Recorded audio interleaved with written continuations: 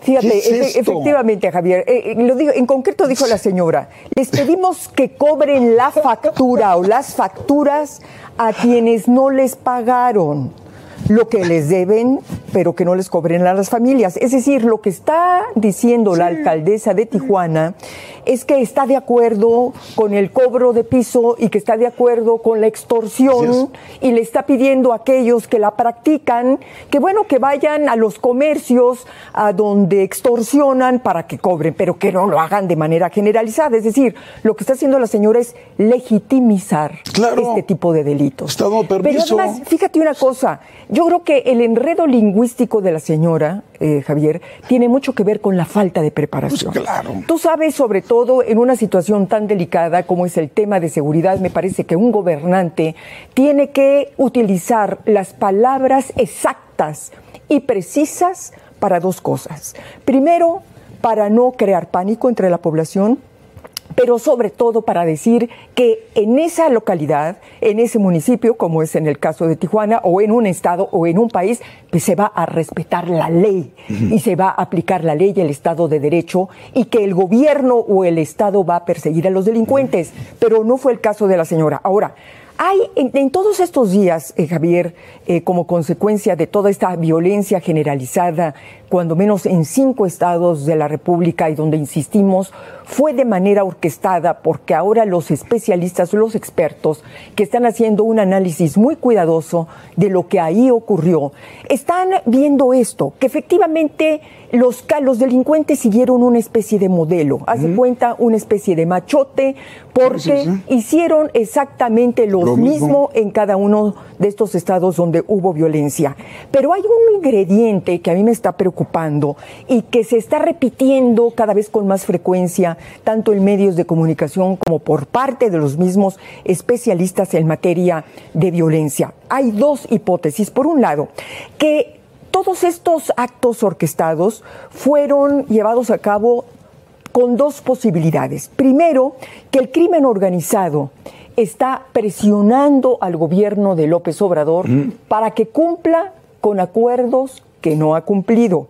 Porque, bueno, todos sabemos que este es un gobierno que tiene una evidente vinculación, complicidad, acuerdos con el crimen organizado y no se diga en materia electoral, donde que hay que repetirlo, Morena es un partido alentado, patrocinado por el crimen organizado. Correcto. Así está ganando elecciones. Correcto. Segundo, a ver, y esto sí preocupa, otra hipótesis, el gobierno está recurriendo al terrorismo de Estado, es decir, el mismo gobierno fue el que alentó a los cárteles a provocar este tipo de actos de violencia para que se vea o se considere en el marco de que se va a adscribir la Guardia Nacional a la Secretaría de la Defensa, para que la opinión pública, la sociedad, empiece a considerar que la militarización de la seguridad pública es necesaria y es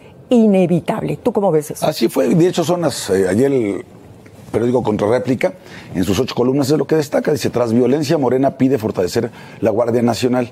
Es una tesis, es una hipótesis, es decir, generamos nosotros mismos la violencia con nuestros aliados, que no nos cuesta mucho trabajo pedirles que nos echen la mano, armando lo que armaron, y ahorita vamos a entrar al verdadero tema de fondo, al tema de cómo hay que denominarle a estas acciones de violencia. Entonces, con sus aliados, decir, salgan, armen estos desmadres en todos estos estados, con el mismo formato, el mismo protocolo, la misma mecánica, el mismo modus operandi, como bien dice Beatriz, para que entonces nosotros nos volteemos y digamos dos cosas. Primero, ¿ven por qué es importante que fortalezcamos la Guardia Nacional? ¿Ven por qué es importante que la insertemos en la Defensa Nacional? ¿Ven por qué es importante ampliar el plazo que en los artículos transitorios, cuando se creó la Guardia Nacional, etcétera, se puso al 2024 como una fecha límite para que el ejército estuviera en las calles y entonces regresase a los cuarteles? Entonces, con esto lo que están haciendo o lo que quieren hacer es decir, sí necesitamos la Guardia Nacional fortalecida, insertada o incrustada en la Defensa Nacional, y necesitamos ampliar el plazo del 2024 para que las Fuerzas Armadas no regresen a sus cuarteles. Esto es bien perverso. Esto es bien perverso. Pero quiero también destacar otra cosa, porque se ha hablado de que si esto es o no terrorismo. Bueno, ¿cómo le llaman ustedes a una acción de esta naturaleza? Y les voy a leer el artículo 139 del Código Penal Federal, para que vean si esto es o no terrorismo. Dice, se impondrá pena de prisión de 15 a 40 años y 400 a 1.200 días multa, sin perjuicio de las penas que correspondan por otros delitos que resulten. Primero, a quien dice una serie de conductas, ¿sí?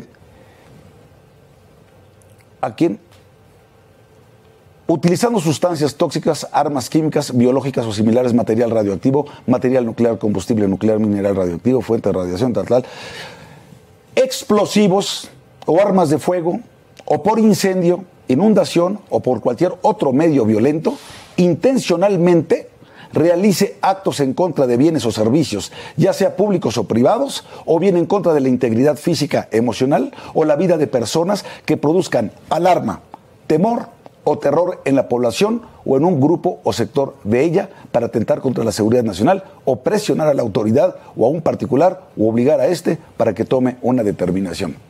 Pues así, fue el caso. Así o más claro el tipo penal. Pues fue el así caso. O más claro. Pues sí, fue el caso, Javier, efectivamente, se utilizó todo lo que señala el artículo 139, pero bueno, la pregunta es que ¿dónde está aquí el Estado mexicano? Es decir, ¿y dónde está, por supuesto, el presidente de la República?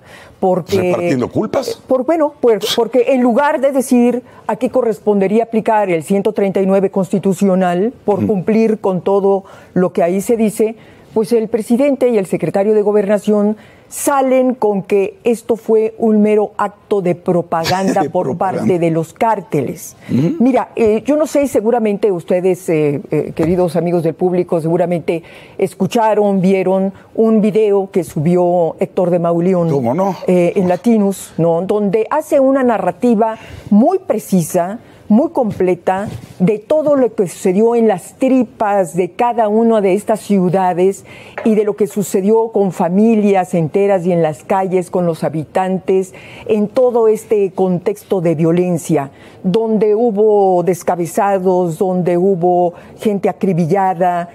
Entonces, ¿cómo es posible que tú como gobierno salgas a decir que fueron actos de propaganda? Sí. Bueno, pero además, bueno, también vamos a aclarar una cosa. El terrorismo es propaganda.